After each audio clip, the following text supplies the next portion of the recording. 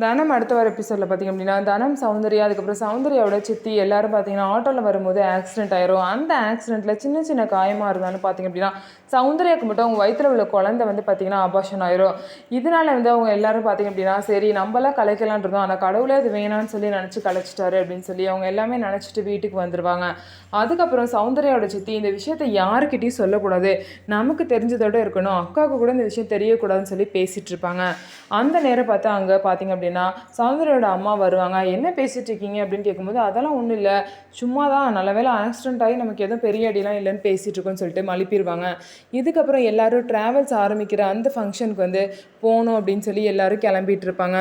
ஆனால் சௌந்தர்யா மட்டும் பார்த்திங்க அப்படின்னா வயிறு வலிக்குது அப்படின்னு சொல்லிட்டு படுத்திருப்பாங்க.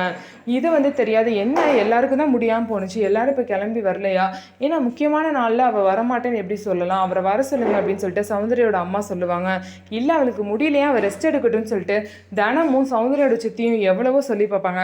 அதெல்லாம் முடியாது, அவள் வந்து தான் ஆகணும் ஃபங்க்ஷனுக்குன்னு சொல்லிட்டு சௌந்தர்யோட அம்மா ரொம்பவே பிடிவாதமாக இருப்பாங்க. இதனால சௌந்தர்யாவை சரி நாங்கள் போய் எழுப்பி கூட்டிகிட்டு வரோன்னு சொல்லிட்டு தனமும் சௌந்தர்யோட சித்தியும் போவாங்க. ஸோ இதுக்கப்புறம் என்ன நடக்க போகுது, சௌந்தர்யோட விஷயம் வெளியே தெரியாமல் எப்படி வந்து பாதுகாக்க போகிறாங்கன்னு சொல்லிட்டு வெயிட் பண்ணி பார்க்கலாம்.